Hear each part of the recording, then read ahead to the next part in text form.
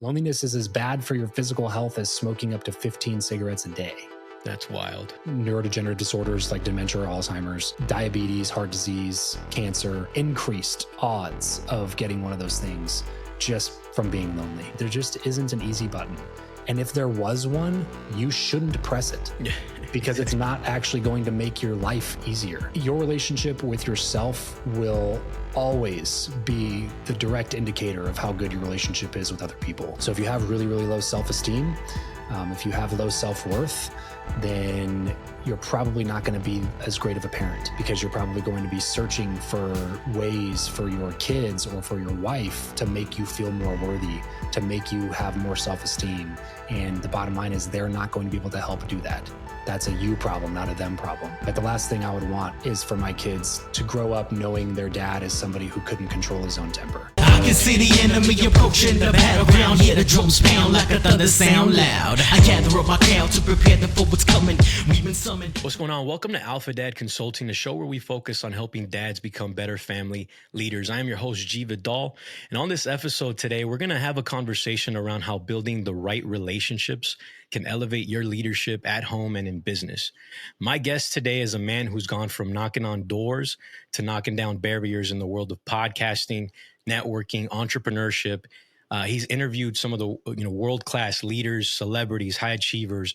He's built a tech company from scratch. And most importantly, he's leading at home as a husband and father. I want to welcome to the show, Travis Chappell. What's going on, brother?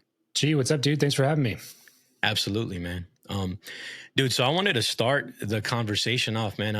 And I think you'll enjoy this story a little bit because it resonates with some of the stuff that you talk about. Yeah. And so I was 16 years old, man, and I'm getting ready, growing up in church as well. I'm getting ready to prepare my first sermon for a youth service, right? And I hit up one of my mentors at the time. I call him Pops. And I'm like, hey, man, can you help me prepare this sermon? Right? I've never done it before. I want to knock it out the park. He's sitting with me, showing me the passage, and he's kind of giving me the angle of which way to approach the talk and all that, right? Kind of pulling things out. And he asked me this question that I was totally unprepared to answer. He goes, where is life at? He's like, where's life at? What's the point of this whole thing? Like our existence, our not necessarily what's the meaning of life, but like, what's the point of us being here and having consciousness and doing all that? As a 16-year-old kid, I'm like, I don't know how to answer that, man. I don't know what you want from me. And so he goes, how did you get that shirt that you're wearing? And I'm like, well, I bought it at the store. And where'd you get the money to buy that shirt that you're wearing? Well, I got it from my mom, right? And where'd your mom get the money to buy that, to give you the money for you so you could buy that shirt? And I'm like, well, from her job. And then he's like, and where did the store get that shirt from? From the manufacturer. Where'd the manufacturer get? So he starts pulling back all these layers, right? And he's like, look, man, independence is sort of an illusion.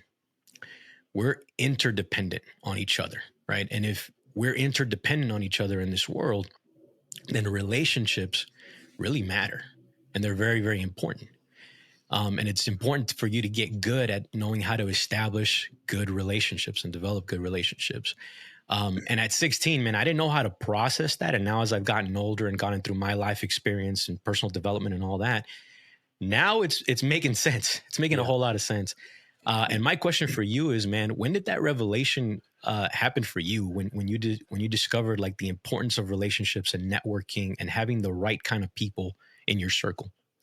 Well, I'll tell you, first of all, I love the story and I appreciate you sharing that. Thank you. When it happened for me was probably early 20s when I was kind of coming out of the world that I grew up in and leaving that world for the first time. Very strict fundamentalist Baptist background, cult-like behavior that I would classify it as.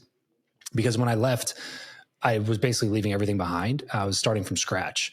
So when I started my show, my podcast back in 2017, I called it Build Your Network. And it wasn't because I was an expert networker. It was because I wanted to learn how to network. It was because I was starting from scratch with my own network because I didn't have anybody that I could rely on, talk to, ask advice from. Like, I didn't have somebody who could get me a job or like do anything that would benefit my life. Yeah. And I kind of realized at that time, it was what made the most sense to me because it was always the best way that I learned, was by getting around people who were just so much better at that, whatever that thing was. I learned directly from those people. And I learned quickly that I didn't have to reinvent the wheel, that people were already doing the thing that they were already good at. And so when I looked at at that point, I had some early success for what a 22, 23-year-old would have, especially with no college degree. Well, I mean, I had a college degree. It was an unaccredited Bible degree, which is basically the same as not having a degree. In terms of its ability to get you a job, Yeah. So I was doing door-to-door sales at the time, and I was making six figures as a door-to-door sales, 100% commission door-to-door sales guy at 22, 23. And so I felt like, I'm doing well here. I'm making it. Yeah. And the network piece really kind of hit me like a ton of bricks, because I realized that the only reason that I felt like I had done six figures the year before doing door-to-door was that I got in with a guy who had done much more than that going door to door. And he gave me his exact scripts, his exact objection overcomers, his exact schedule, showed me exactly what to do, exactly what to say. And all I did was my best impression of him. It was I did not have to go in and reinvent the wheel. I didn't have to go think about my own process. I didn't have to go build or create anything new. All I did was just mirror exactly what he told me to do. And I realized man, if I were just given a binder and said, go knock on some doors, I probably wouldn't have kept going, because I would have had to figure out all of this stuff on my own. And I'd rather just learn it from somebody who's already been there, done that, bought the t-shirt twice. And so I started thinking about that and ways to apply in other areas of my life. And I started realizing it was kind of a pattern. And I'll give you kind of a simple example of that. My dad and I used to play a bunch of ping pong growing up. And he was a big, loved ping pong. And so my mom got him a table, and me and him ended up setting up the whole thing together. It might have been a Christmas gift or something. I want to say I was junior high at the time, probably 13 something. Okay. And I started playing ping pong with my dad. But I would lose so bad every time because he was so much better at ping pong than I was. But I was also really competitive. So I started playing a lot of ping pong. I'd be practicing in the garage, you flip one side of the table up and practice hitting, the ball over the net. Yeah, right. And then my dad would come home and we'd play a couple of games, and what happened was, in that first year and a half of having the table and playing my dad, I got astronomically better at ping pong, because I was playing with somebody that was so far past my skill set. And there's something to the initial learning curve. When you're first starting something, you're going to learn more in terms of volume about that thing in the first 6 months of doing that thing, because you go from knowing nothing to knowing 80% of what there is to know. The additional 20% is how you have the experts and the pros and people like that. But most people can learn a lot of what there is to know about a new topic if you just get into that topic. And that exponential growth is the most at the beginning, because you're going from 0 to, level 3. And it's well, that's a massive jump. Whereas going from level 3 to level 4 isn't as massive a jump. So I know that there's something to be considered there. But I realized that my dad and I kept playing throughout high school. When I was, when I was 15, that's when I started, I would win one every once in a while. It was okay, I won, and he didn't let me win. It's because I got better. And then, fast forward another few months, and we're about the same skill level. And to this day, if me and him played, it's probably just dependent on whoever's having a better game that's going to win. If we played 10 games, it'd probably be four that one of us wins, and 6, or it might be 5 and 5. I don't know. It's very close still. But for a while, we still kept playing when I was at that skill level. But neither one of us ever got exponentially better than we were at that time, because we didn't go find somebody who was way better than we were to play with. We were only playing with each other. So we could only get little bits and pieces better every time, because we'd be oh, try that serve. Oh, you try that serve. Okay, well, that works a little bit differently. But if you have somebody else, if we would have hired a professional ping pong player to come in and teach us more at that point, both of us would have gotten exponentially better by working with that person.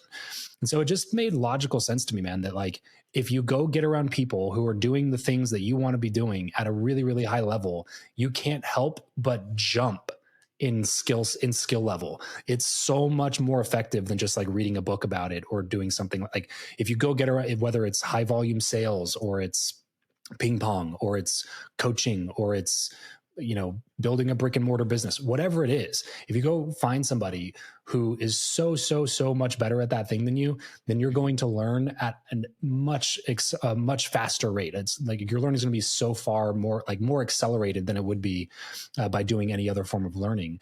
And if it doesn't, you're not gonna be able to hang out with those people very long. Yeah. Like you can't continue to play with a professional ping pong player and not get better, because that person's just going to get bored playing you.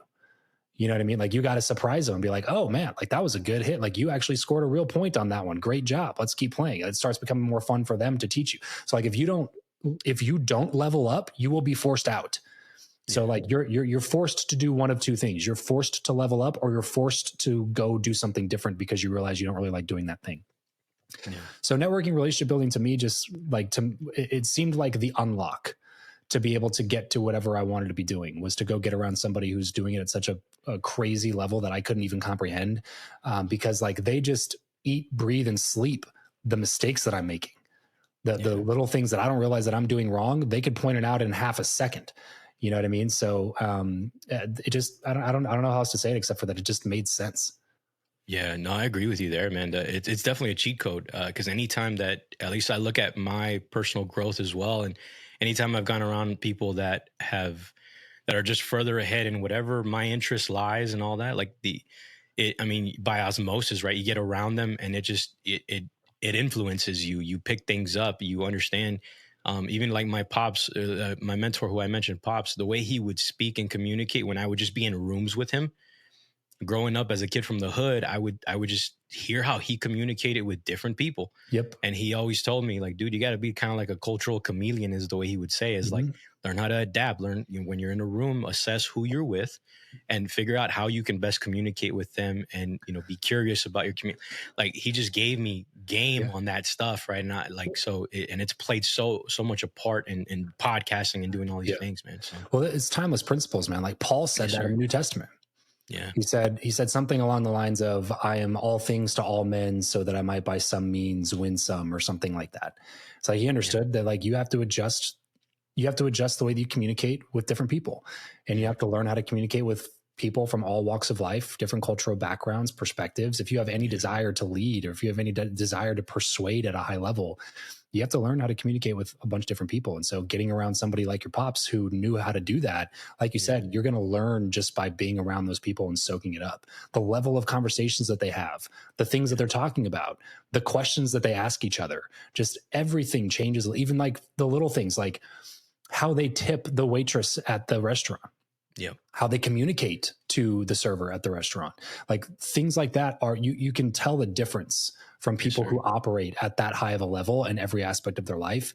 And you, like I said, you'll be forced to do one of two things. You're forced to level up, or you're forced to get out, because you can't just be there and be a suck on all of those people, because they don't allow people like that in their lives. So how did the podcasting provide you those opportunities to get into, with these people that you can leverage their expertise depending on what your interest was at the time? The podcast to me was the unlock, man. I didn't know that it was going to be this way at the time. I realized it probably like 2 to 3 years in, because I was building a podcast called Build Your Network. It was all about networking relationships. So inevitably, when I would go on other people's podcasts, that would be the thing that they talked to me about, because it was the topic of conversation that I had the most on the show. Yeah. And so I started getting people being like, well, what's your number one networking tip? What's your number one relationship building tip, or whatever?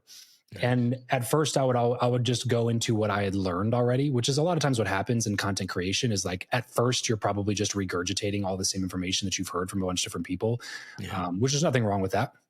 It's how everybody starts. And frankly, it's how the best creators continue to operate. Even in, I think it was Ecclesiastes or Song of Solomon, it says there's nothing new under the sun. And it's like, that's the truth, man. Like that, you're not going to come up with anything brand new, but you can come up with something that's a little bit different, unique based on what your experience is.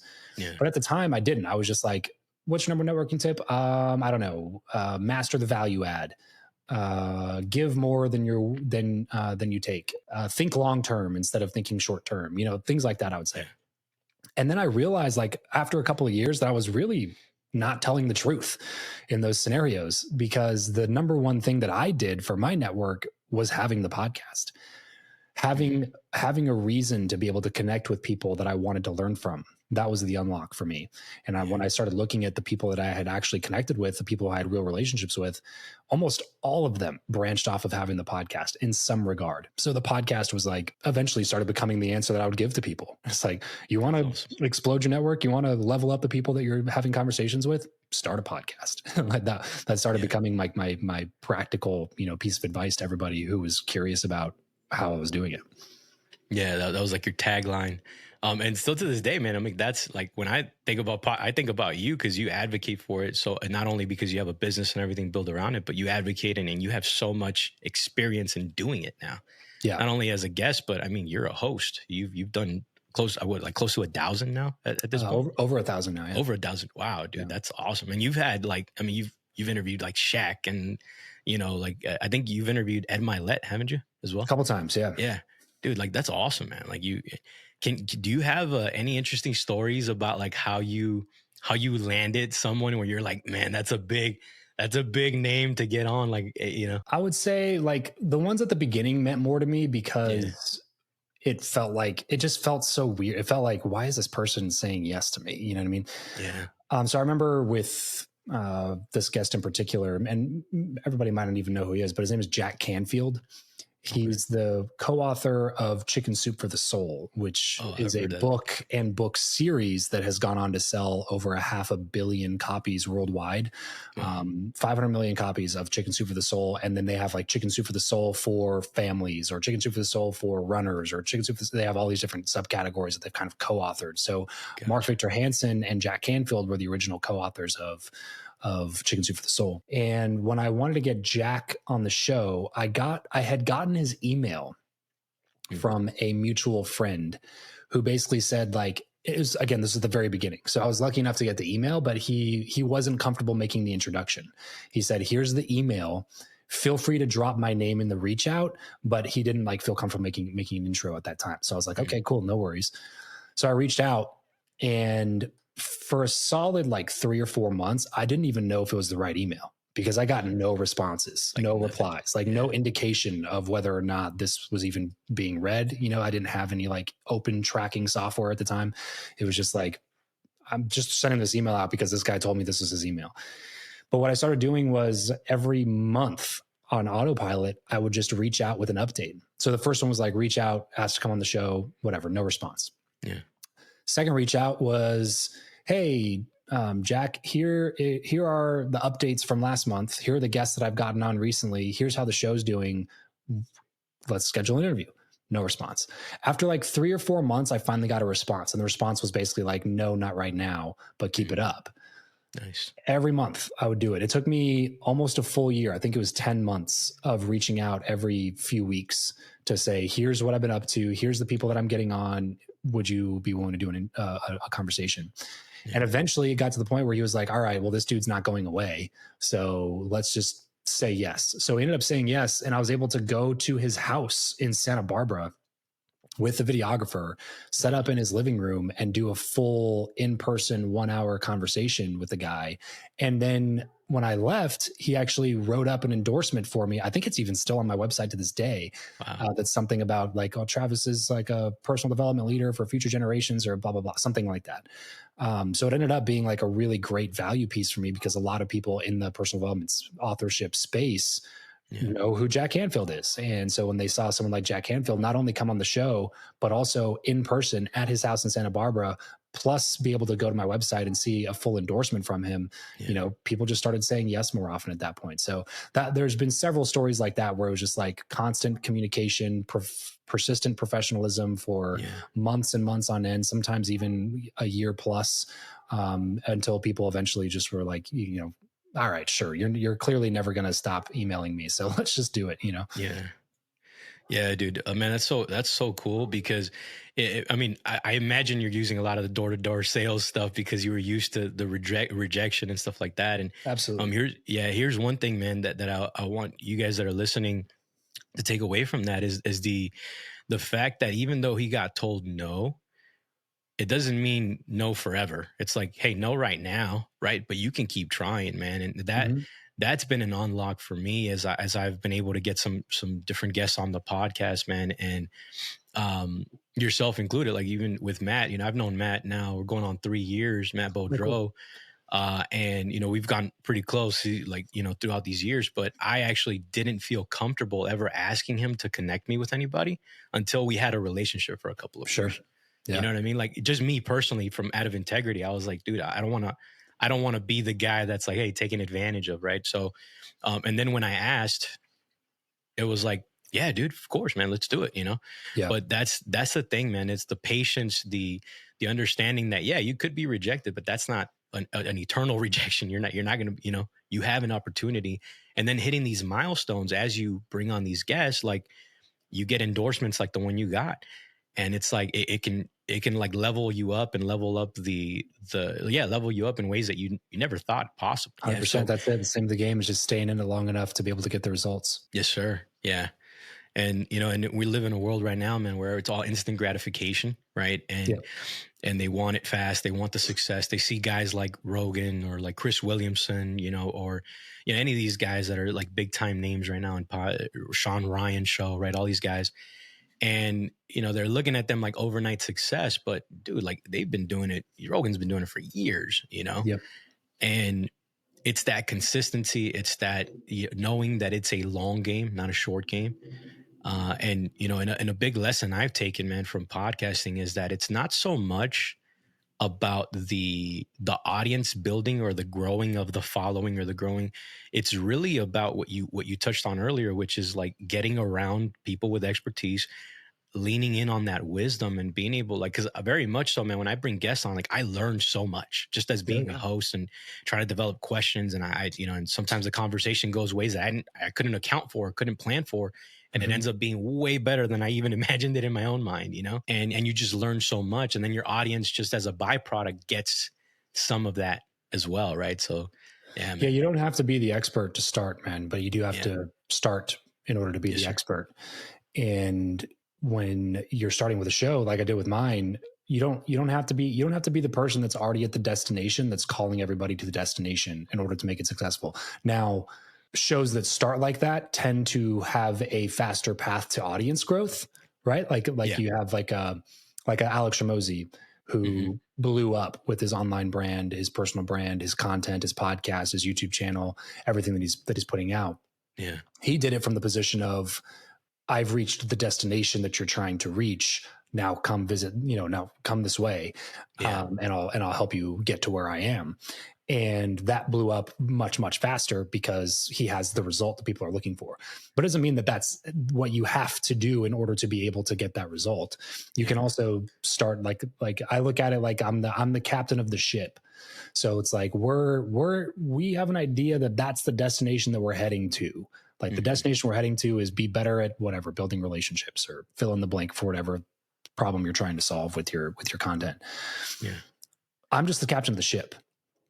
I haven't been there, done that, bought the t-shirt, but I'm going to do my best to provide the best possible information, and I'm going to be captaining the ship. Why don't you come on board with us? And we're going to take this journey together. And I'm going to do my best to go find people who are at the destination that we're trying to get to. I'm going to bring them onto the ship to help us, to guide us and get us there a little bit faster. But I'm taking this journey with you guys. Like I'm not the guru. I'm not the expert. I'm just here to guide. I'm here to disseminate information from other people, from other sources, and then give it, communicate it clearly the best way I know how. No, that full transparency. And I think that's why Hermosi, relates so much to everybody, right? That kind of gravitates towards, because I'm a fan as well in terms of him. And it's just kind of that realistic approach. And I think with him too, it was, he had enough money to get volume out there, right? So he could have like 260 whatever pieces of content he releases weekly, right? To really promote his stuff and feed it into the machine of his personal brand. And people will look at that and be like, man, I can't do that. Like you can do it a different way, right? Like you're saying. And so yeah, man, I totally see that, and I get why he, he's brilliant when it comes to that. When it comes to just understanding how to present something and show like, hey man, like this is a path. This is a path that you can take. So Yeah, he's a great communicator. You know, he's like sometimes the best practitioners get lost in the sauce, and they're so proficient and good at what they do that it's really difficult for them to, I don't know if dumb it down is even the right terminology, but at least communicate it. You know, like doing, like, those are two different skill sets, like being really good at what you do and then being able to help other people figure out how to do what you do are two completely different skills. And some of the best practitioners are not good at that other thing. And some of the best communicators haven't actually done the thing. So when you have somebody who's actually good at those things, I think they have an advantage to be able to have their content seen by more people because they do both. And he's a prime example of that, of somebody who really thoughtfully thinks through how to present the information that like when he writes a book, he doesn't just hire a ghostwriter to like do a couple interviews with him and write a book for him. Like he spends, years writing and then rewriting and then rewriting and then rewriting and then rewriting and then rewriting and then rewriting one more time. And then when he thinks it's all done, rewriting one more time and then putting out the product, so he does a really great job of disseminating the information, which is not something that's common. That's something that also Naval Ravikant is brilliant at.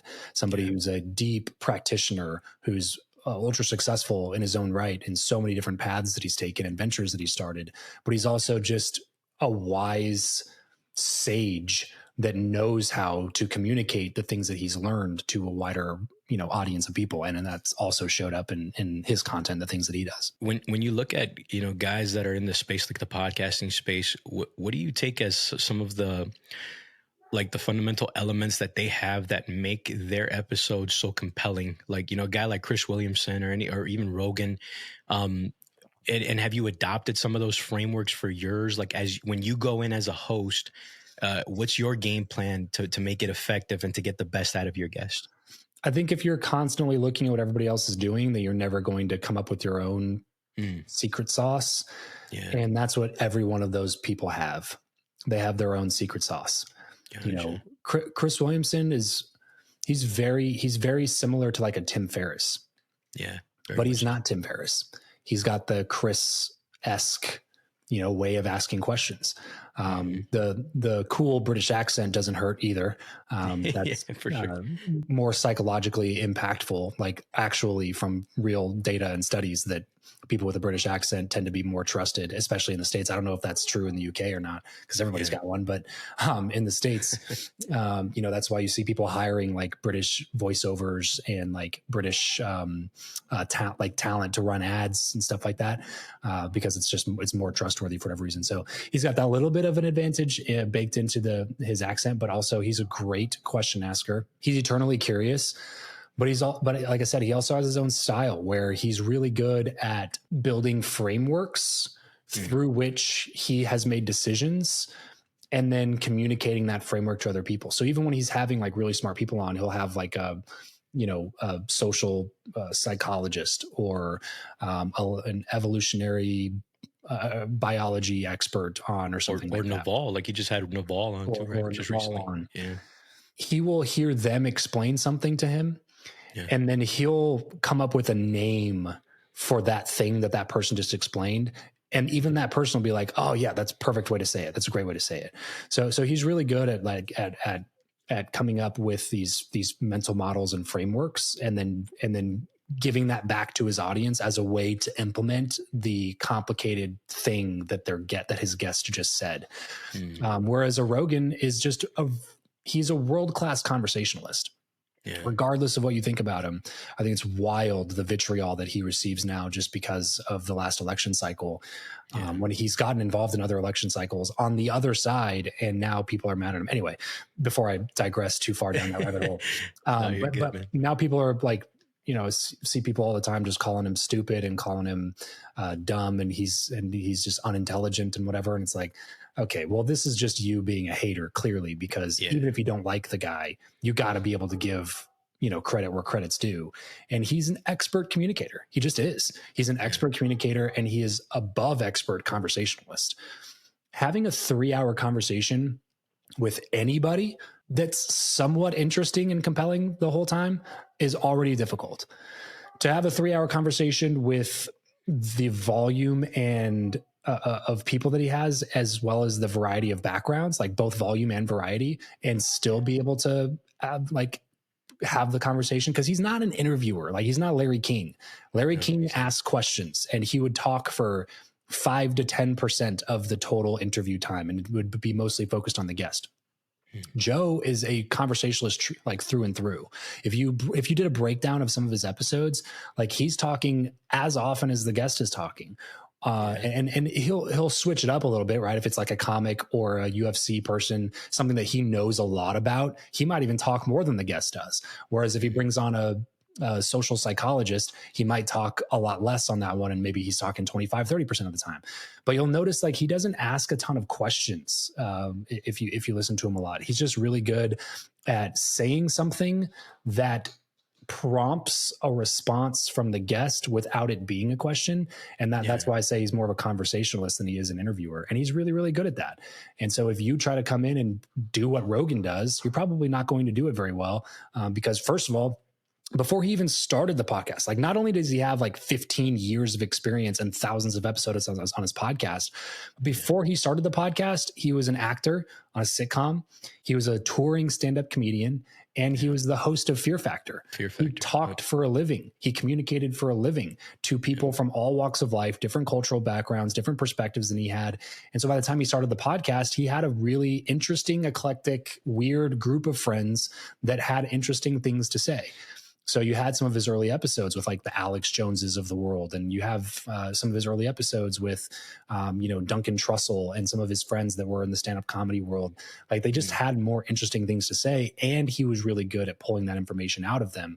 And then you extrapolate that over the course of the last, 15 years since he started the show, and he's only gotten better and better and better at it. So I think it's sometimes a mistake to just look at what other people doing and do exactly what they do in this type of a world, in the creator world. Like I said, I'm a big fan of doing that, like, when it comes to like sales or something like that, because it's a duplicatable, repeatable process. And if you get this lead and you say these things, then you're probably going to lead them down a path where you're going to be able to close them. You're going to make a little bit of money. Like, don't reinvent the wheel. Do exactly what that person did until you're proficient enough at it to add in your own, flavor.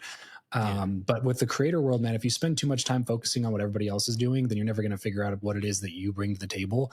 And you're never going to build that confidence muscle anyway. So even if you did get an opportunity to explode your brand by doing something like going on Rogan or something like that, you're probably going to fumble the bag if you're so concerned with like just being a duplicate of Tim Ferriss or being a duplicate of Joe Rogan. It's like, you got to bring your own style and your own flavor, and understand that it might take a while to build a fan base for whatever that particular style or flavor might be. Dude, that's so good. And I love the breakdown of that too, man. Cause I see your analytical mind at work as you're listening to this, because I know you're probably listening to it in two ways. Like, you're listening to the content or watching the content, but you're also kind of, admiring like how they do.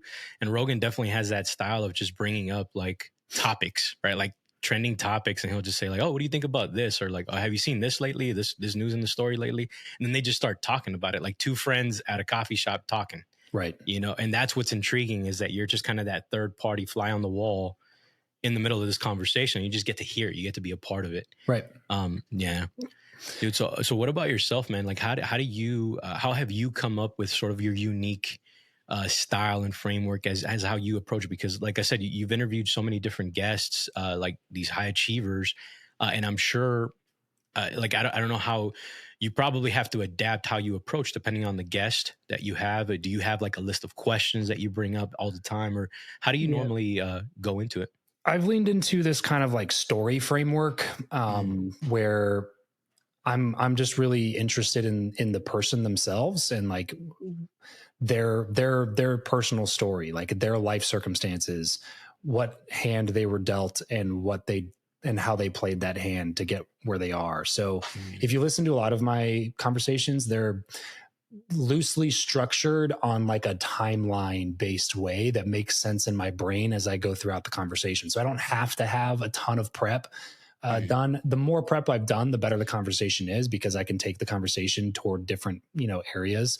Of course. But it's not super prepped as in like I have a list of 25 questions that I want to ask. It's more like I'm prepped as in I have consumed so much of this person's content or information, whether it's reading their books or listening to their podcast or following their career or whatever it is, that I'm so saturated with the knowledge of that person that I can then just follow the timeline that I have in my head during the course of the conversation. But I always liken it back to the timeline because, like I said, it makes sense as a logical flow of the conversation. So I typically start like early days, tell me about what it was like being 10-year-old you. And then from there, it's like, okay, well, why were you that version of yourself at 10 years old? Like, tell me about your parents. What did your parents do? What was their background? Did your grandparents influence them? Have you always been in the States, or did somebody, come over from Europe at this generation? Like, I want to know, like, all the different pieces of background information. And then we move into like, okay, early life, okay, early career. And then like, we'll drill in on certain things that I think are super interesting. Like if they just like glaze over something because it's part of their story and they're so used to saying it, and most people let them go and just say it. Sometimes I'm like, whoa, chill out for 1 second here. Yeah. You said this like it was just automatic, but it was actually crazy what you just said. Let's drill down on that a little bit more. And then we'll spend 10, 20 minutes on that. But then I'll always be like, okay, now let's get back into the story. So you mentioned you were like right around here at college time. Why did you choose this for your major? Or why did you drop out of school? Or did you end up finishing? Or I noticed you got your master's degree. What was that for? Like, so I tend to like really stick into the story and then get caught up to where we are now.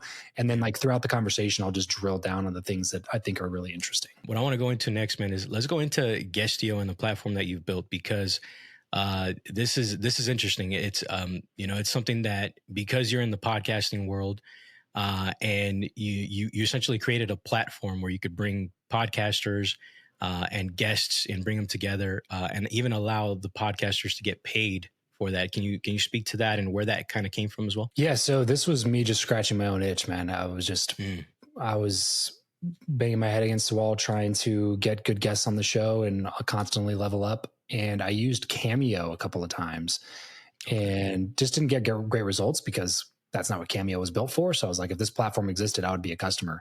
So we ended up just building the platform. And then we realized like pretty quickly into it that that more people were trying to get booked on shows rather than shows trying to get good guests. So that's when we introduced the podcasters get paid for guest spots on their show.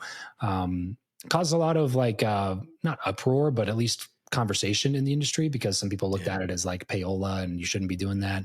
But then I was always on the other side of it, where I was like, look, these are not staff journalists at a magazine or newspaper. Like they don't get paid for sharing their opinions or for writing content. They're paying to put this content out there. And so what I started realizing was happening was like all these PR firms were jumping up and getting podcast interviews. But I started realizing like the podcaster was the only one that wasn't benefiting from the transaction. It was like they get content, sure, but like they could get content for free just by sending a DM if they really wanted to. So now they're like, the PR agency is making money by putting the guest on the show because the guest is paying the PR agency. The guest is making money because the guest is getting on the show and selling something to the audience. That's the only reason they hired a PR firm, was to get awareness around a book or a product or something that they're working on.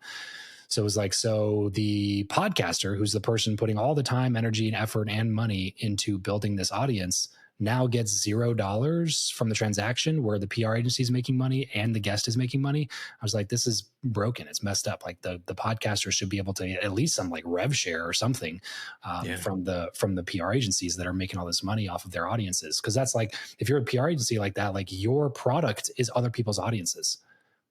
That's your only product. Is inventory from other people who've built the actual value piece in the transaction. So our question was like, can we get the podcaster a little bit of money in this transaction? And that's kind of how Guestio came out. That's awesome, man. Yeah. And do you guys, how has that evolved over time? Because I know when I jumped on and I didn't take it as advantage of it as I should have. And I started sourcing my own network and all that to get guests on. But how has it evolved in terms of, are you guys doing any type of training now where, like, with people starting podcasts, and do they get on there? Do they get any like a leg up on training or anything like that now? Or is it just like, hey, if you already have a show, let's go ahead and connect you and get guests on? Yeah. So We're actually in the middle of selling that right now, Guestio. So in terms really? of Okay, I didn't know that. transitions Yeah. right now and what it's going to look like in the future, you'd have to ask the acquirer. But yeah, Gotcha, I didn't know that. we switched it along the way just to be more like more guest friendly. Just because we realized, like I said, that was a much bigger market. There were more people that were actively trying to get booked on shows than there are shows that are actively trying to get good guests. There's just not that many shows out there compared to how many guests there are. So that was kind of what it evolved to eventually, was like we're more focused on getting people booked on shows than we are on shows getting good guests. Gotcha. Okay, that makes sense. Yeah, I didn't know that you guys were making an exit on that. Yeah, well, to be fair, it's not public, so okay. by Yeah. the time this comes out, though, it should be. Yeah. Okay, cool. I just want to make sure. Yeah, it'll be probably another week and a half or so before this comes out. If that's okay. Yep. If you need me to take it out, you let me know. So that's all good, man. Yep. Yeah. Cool, brother. Dude. So with everything that you're involved in, as far as like entrepreneurship, and everything you're doing with the podcasting and all that, how are you balancing that with the family life, man? Because I see you still being a present husband, a present father. And I remember, talking to Joanna through the email. She's like, he's got to go pick up his kids at this time, so we can't do it at this time. So we're, figuring out that. So I know that that's super important to you. I'm just wondering, how are you balancing that? What are you doing? Oh man, first of all, I think balance is a myth. I don't think it's possible to be balanced. I think you drive yourself crazy if you're shooting for balance. My thing is, I just try to be wherever I am 100%. So, and I obviously don't hit that ideal all the time. But that's what I try to do, is like, if I'm with my kids, I try to be with my kids, and I try to have my phone somewhere else where I'm not being distracted. If I'm working, I try to be working and I'm not with my kids, because for a while, man, it was like, I would feel guilty when I was working because I knew I should be with my kids. And then it was like, I would feel guilty when I was with my kids because I knew my business needed attention. And the bottom line is, like, you have to be able to be a master of your calendar, schedule everything on the calendar, and then do that thing that you have scheduled. So if you're busy as an entrepreneur and you got a bunch of stuff going on, like we all do, great. Good for you. That's also part of what your calling is as a father. Like, you are supposed to be the protector and the provider. So you can't give up those things in an effort to spend more time with your kids, because then they're going to see the example of somebody who's not actually providing for them. It's like, you might be able to spend all the time in the world with them, but if they're worried about where, their next meal is coming from, or you can't put them in a good enough school because you don't make enough money, they're also going to learn from that. So you want to pass on the ideals of, like, work is a good thing, productivity is a good thing, purpose, fulfillment. These are all worthy goals, without completely sacrificing all the time that you have available with them. So whatever your schedule looks like, man, you have to schedule time in with your family. So for me, like, picking up my kids is something that I do most days of the week. My wife drops them off at school. I try to pick them up from school. And then once they're home, I try to spend time with them at that time. So I have like calendar blocks that just don't allow me to schedule anything in those time periods. And I try to be as strict as I can with that. Like I said, I'm probably not as good as it as I like to think that I am, just because I work from home. So sometimes, like even yesterday, the day before, I was with my son. I picked him up early from school and we're hanging out in the backyard, and I was spending some time with him, but I also had to be working because it was like 1:30 in the afternoon. And so I was like, I just sat him down. I looked him in the eye, and I think it's really important to not talk to your kids while you're looking at your phone. It's just like, if you're talking to them, look at them. I think that's going to come back to bite you. I just, your kid's going to be distracted with other things and not interested in hanging out with you soon enough. And if you train them that your phone is more important to you than it is to look them in the eye, then don't be surprised when they're 14, 15, 16, and you're trying to get something out of them, to have a relationship with them, and they're just looking at their phone and not looking you in the eye. It's like, well, they learned that from you. Don't put that on them. That's not their immaturity. That's your example that showed them that this is more important. And obviously your business is more important than their social media activity as a 14-year-old. Obviously, I'm not saying that those are the same thing, but they don't know any different. They're just picking up what they're seeing from you. So I try to at least, like, I was doing something on my phone. My son was trying to get me to do something with him. So I put my phone down for a second. I looked him in the eye and I was like, buddy, I was like, the really cool thing about daddy's work is that I get to come and pick you up from school sometimes like this, and we get to hang out a little bit. I was like, the bummer thing about daddy's work though is that I have to constantly be doing some things. So right now I need to respond to a few of these messages, and then in a few minutes, then we can do whatever it is that he was asking me to do. I think it was like fill up water balloons or something like that. It's like, well, we can do that for sure.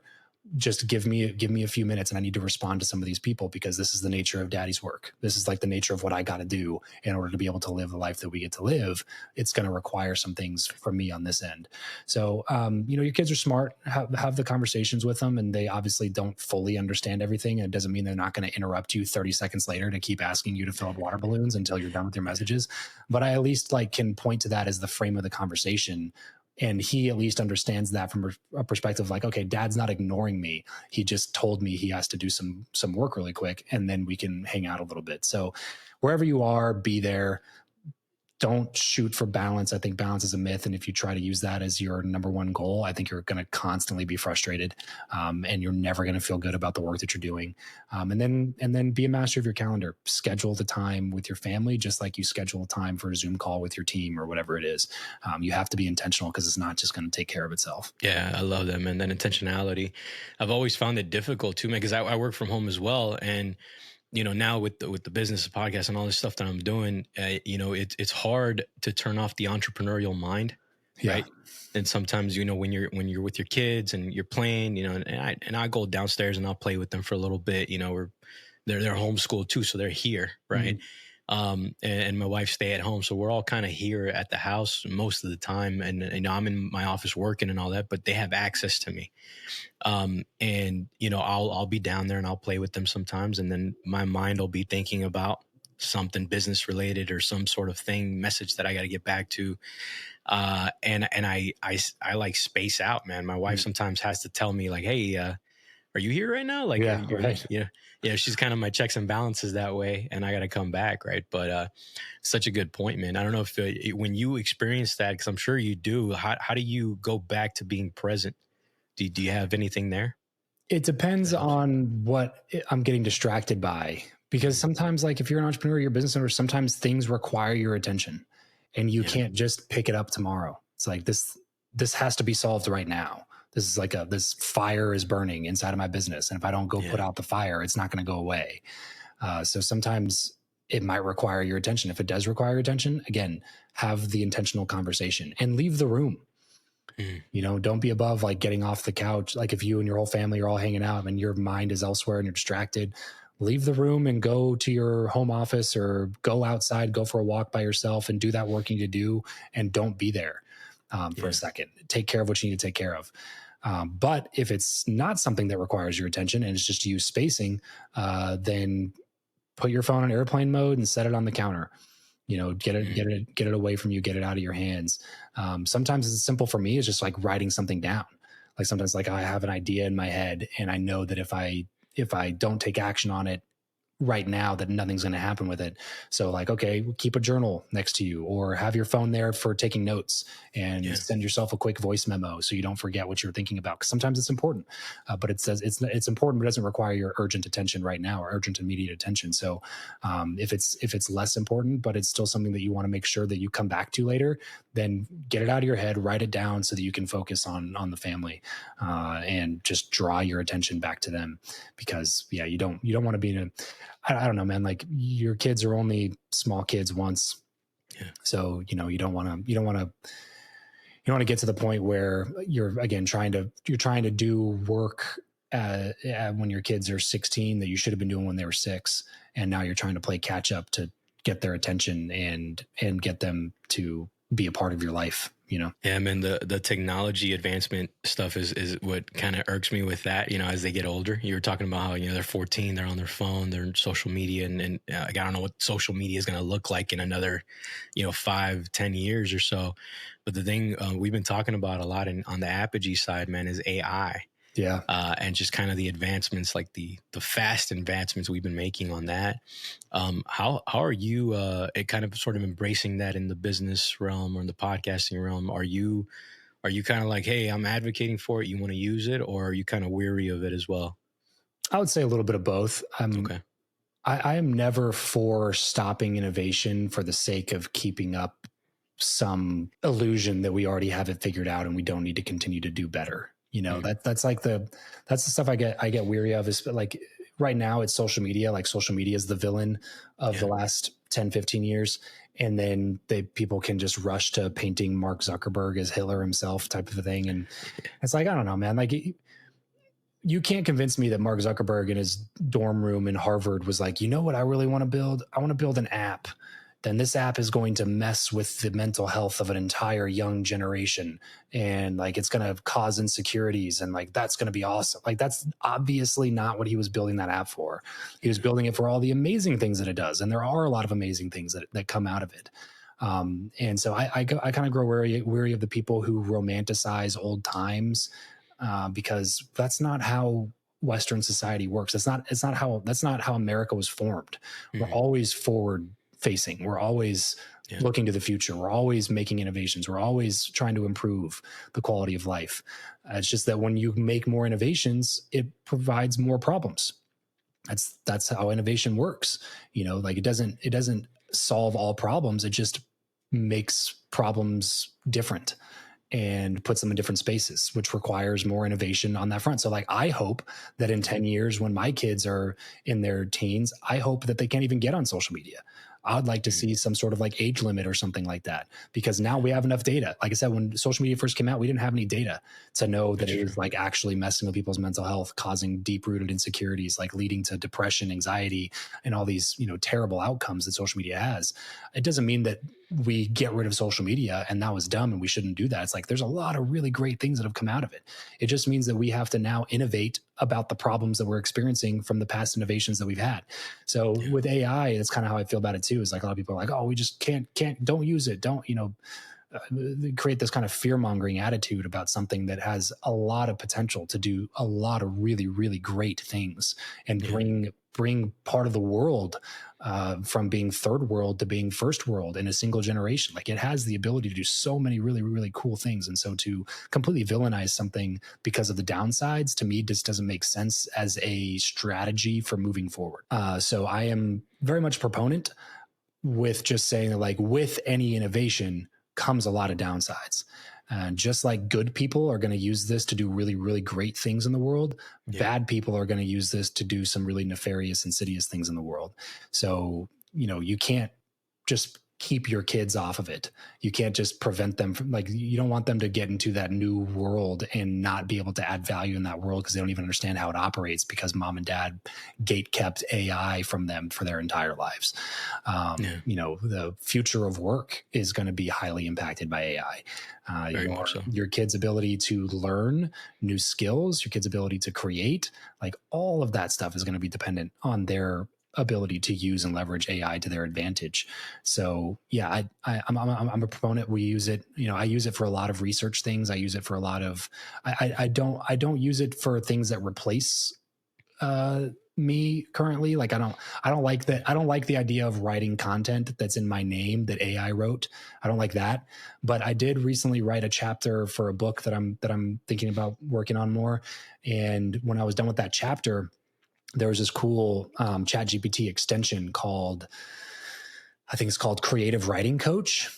And so instead of having ChatGPT write the whole chapter, I wrote the chapter myself in like a Google Doc, and then I copied and pasted the whole chapter in the Creative Writing Coach like GPT extension. And then it read through the chapter and then told me what to do to like make it better. Like, told me, hey, maybe some, like, this part was really serious and you throw in these jokes. And I think it'd be better if you would live in the seriousness of that moment and let it sink in with the reader a little bit more, rather than trying to take them out of it with this joke that didn't really make sense. You know, so it was actually really insightful to helping me write a better chapter. So I like that application of it better than like just doing nothing and having ChatGPT come up with something.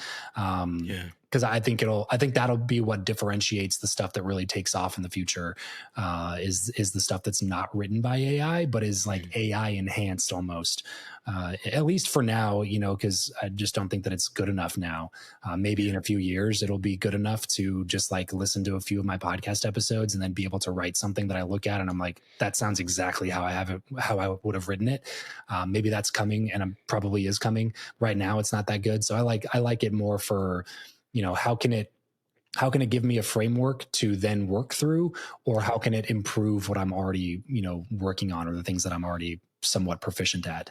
So that's how we kind of use it internally. Yeah, I like that collaborative kind of work, right, with the AI, as opposed to it kind of doing that. Because I'm with you on that too. I wouldn't want it to write the content for me. Yeah. Right. Just there's something about me. Just I want to be able to write my own unique thoughts, but the idea of it assessing what you're writing and giving you suggestions and, on how to make it better, that's a pretty cool collaborative way to do it, man. And yeah, and I've used it in interesting ways for like outlining courses and like, even crafting offers, right? Yeah. Like figuring out and using frameworks from like Alex Hormozy or something like that, right? Like, yeah.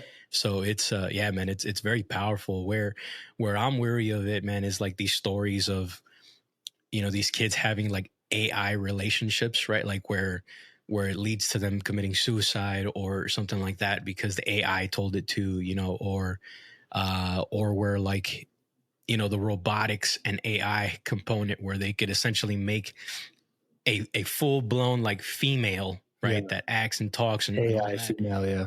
Dude, that's a trip, man. That's the stuff that I'm like, man. Yeah. Cause the question to me is like, does it replace the connection, the desire for connection that all humans have? And I don't see that that's going to be the case anytime soon. Yeah. That's really the big thing for me, is like, it's like social media in that regard, where people started, even in the dating world, people started outsourcing skill building to the ease of technology.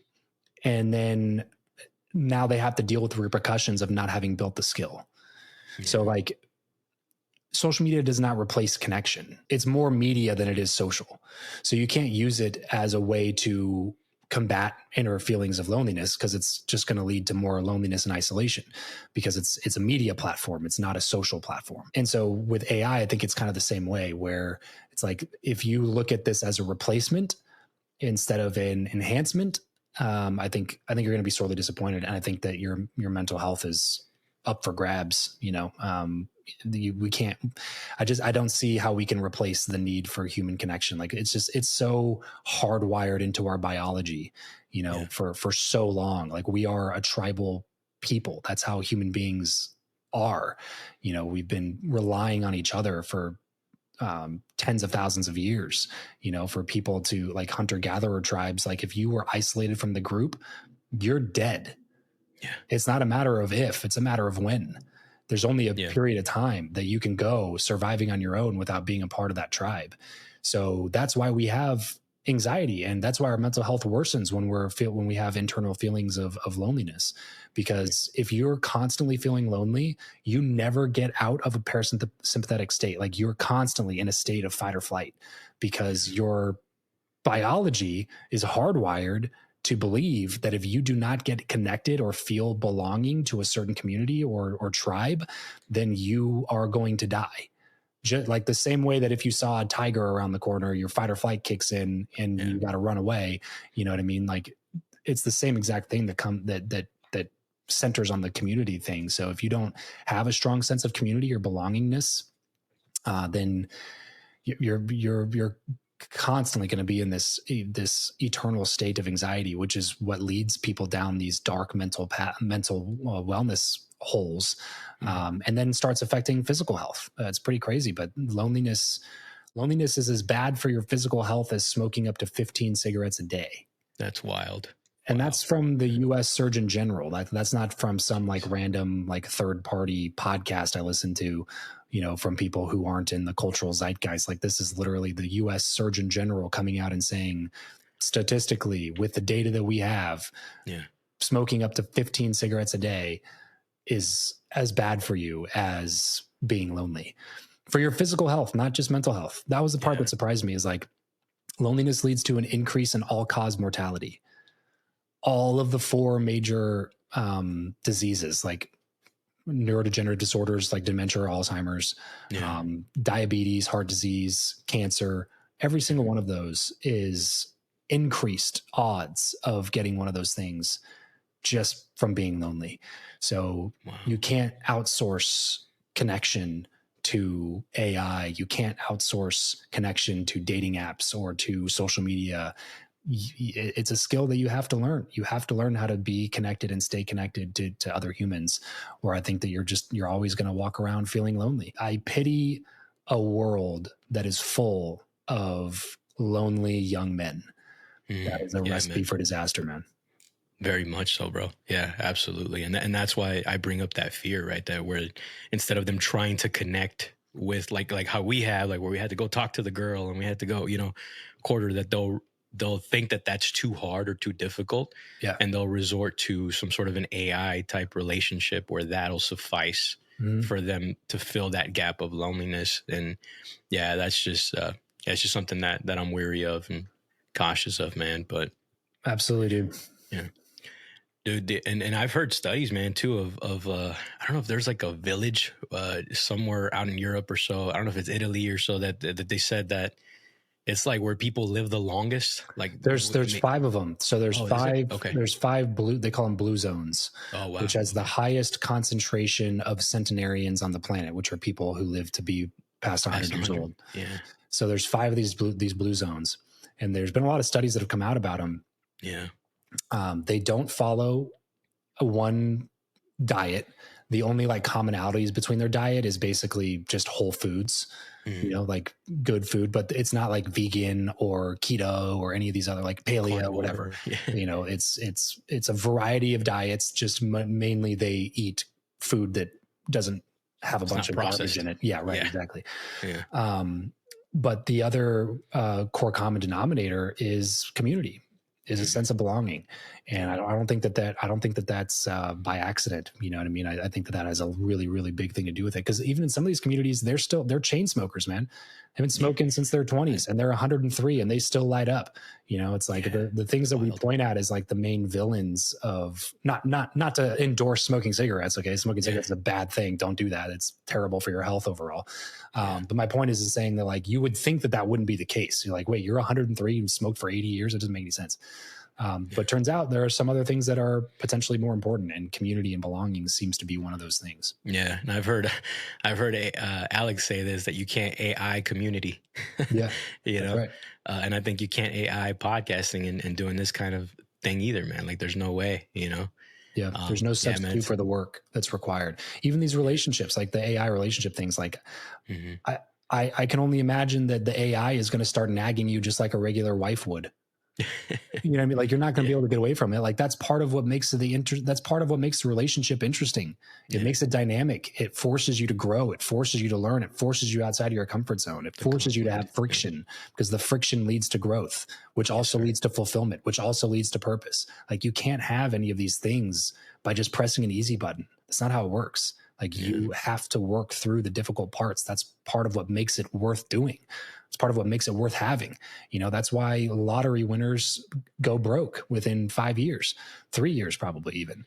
I forget the actual number, but it's like 80% or something like that. And it's like 60 or 70% of like NFL players go broke within a few years of leaving the league. It's the same thing in relationships. It's like you can't just easy button your way into a lot of money. If you get a windfall of money that you didn't earn, chances are you're going to lose all that money as soon as just as fast as you got it in, and your mental state is going to be worse afterwards, because now you know what it was like to have a bunch of money and you don't have it now, and you have no way to duplicate winning the lottery again. If you make a bunch of money in a business and then you lose it all, well, you can go make it back because you at least had some sort of principles or knowledge base to go make that money back. Yeah. If you won the lottery and you didn't have any skills on how to earn income or manage money or make good investments or any of that stuff, and you lose all of it, you're starting from scratch. You don't have any of those things to rely on. You didn't do the work required to get the reward that you wanted to get. So that's why they go broke, and then their mental health usually takes a nosedive after that as well. So, like I said, there just isn't an easy button. And if there was one, you shouldn't press it.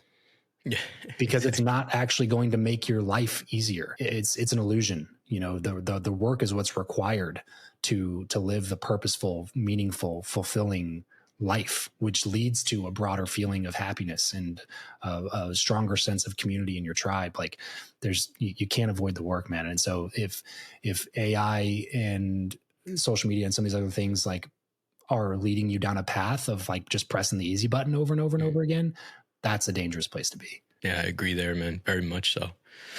Dude, I want to hit you with the last question, man, to honor your time. In your opinion, what are the 3 most important traits that make a dad a good family leader? 3 most important traits. Self-control. Let me go a step further than that. I'll say just like relationship to self. Okay. Because there's a lot within that. Like that's where I would put self-awareness. That's where I'd put self-confidence, self-esteem, self-control. Like the mastery of oneself should be at the top of every father's list, because it all matters in your relationship with yourself will always be the direct indicator of how good your relationship is with other people, and especially with the people that are closest to you, meaning your kids or your spouse. It's you can't get away from it. So if you have really, really low self-esteem, if you have low self-worth, then you're probably not going to be as great of a parent, because you're probably going to be searching for ways for your kids or for your wife to make you feel more worthy, to make you have more self-esteem. And the bottom line is they're not going to be able to help do that. That's a you problem, not a them problem. So the more burden you put on them to fulfill that part of you, the more you're going to strain those relationships. And then I threw in the self-control. Like I let off with self-control because I think it's really important for men to, embody that whole mantra of be it's better to be the warrior in a garden than a gardener in a war, type of a thing. But if you don't have self-control, then that's how you can have really bad stories when your kids grow up.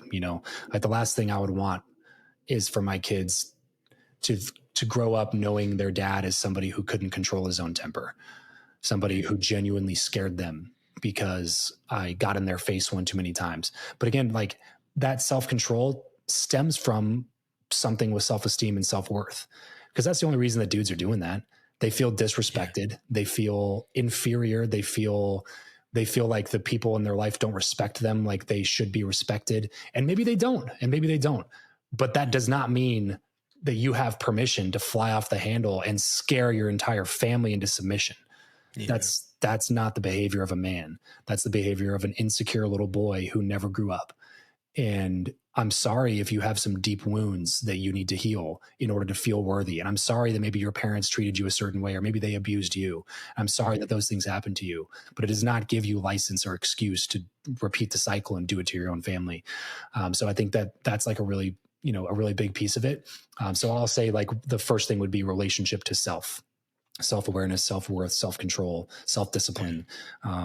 And that to me is like the number one thing, because even if you say the wrong things, your kids will learn from your example more than they'll learn from anything else. So if they see you having discipline, getting out of bed, working on your goals and dreams, staying in the gym, staying in good physical shape, making good nutritional decisions, being a good husband to your wife, like if they see you doing that, they'll pick up on that more than anything that you tell them to do.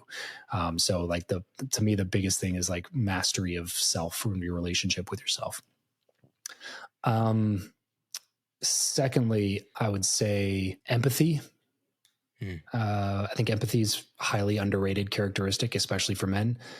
Women tend to be the more empathetic person in the house. And I think most men could stand to have a little bit more empathy in their lives for a variety of reasons. but especially as it relates to your relationship with your kids and your wife, instead of just thinking about it from your perspective all the time, it might be helpful to put on their glasses for a second and see the world how they're seeing it, because then you can lead anybody better if you increase your ability to empathize with the people that you're leading. And then lastly, I would say,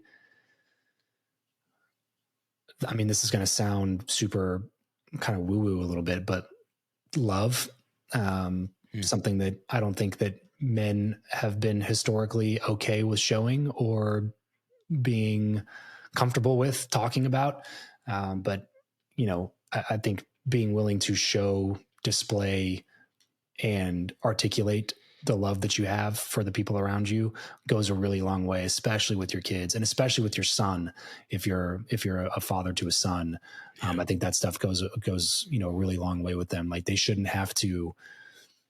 should never have to earn your love, you know, approval, or maybe like, I'm proud of you type things. Like, okay, well, you don't want to hand that out like candy, you know, because you don't want to, hey, I'm proud of you for being mediocre. Like, okay, well, is that the behavior you want to reinforce? Probably not, you know, but you never have to earn my love.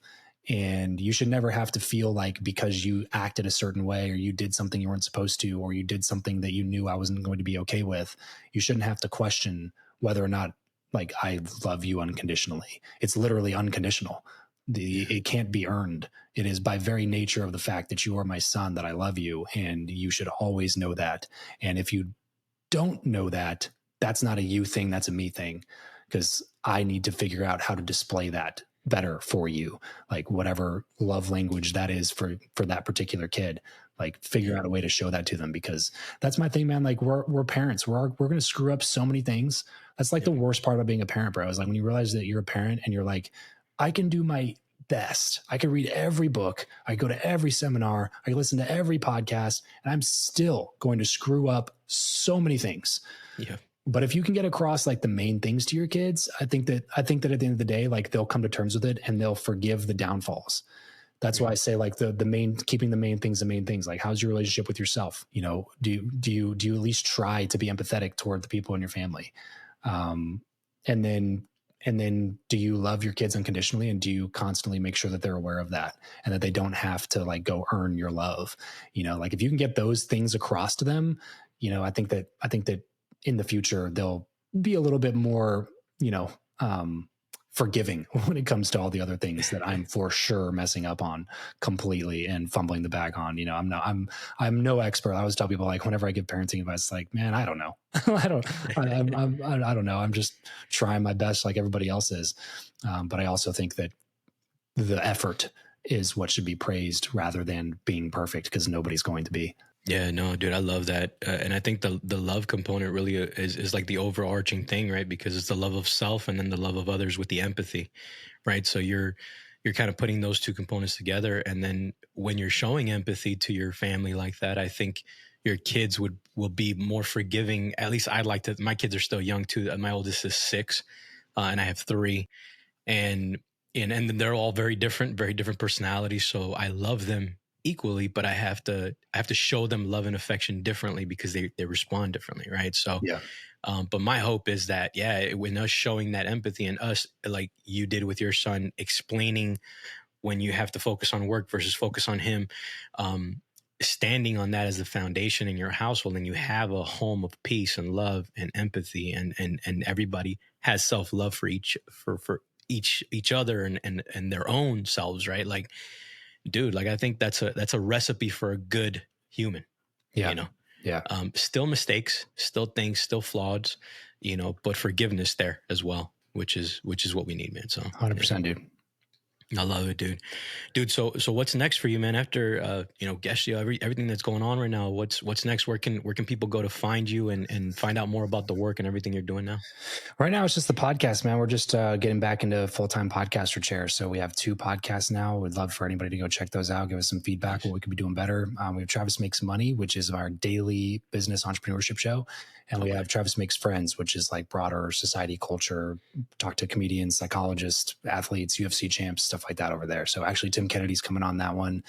Dude, that's awesome. He already came on. We're releasing that episode here in the next few weeks on Travis Makes Friends. So that one's more like longer form, agendaless conversations that just kind of go all over the place. Yeah. And then Travis Makes Money is like daily entrepreneur interviews. Oh, wow. That's awesome. You're doing those daily, like releasing those daily? 7 days a week, man. Yep. Dude, that's wild. Yeah, that's awesome. All right, man. You guys heard it there. Go check out Travis and everything he's got going on. Travis, dude, truly an honor, man, having you on. Really appreciate you coming on, man, and sharing your wisdom with us. Thanks for having me, G. It was a pleasure. 1, 2, 3 actions I didn't meet. 4, 5, 6 fear and silence begin to mix. 7, 8, 9 the thought of being emotionless started taking over my mind.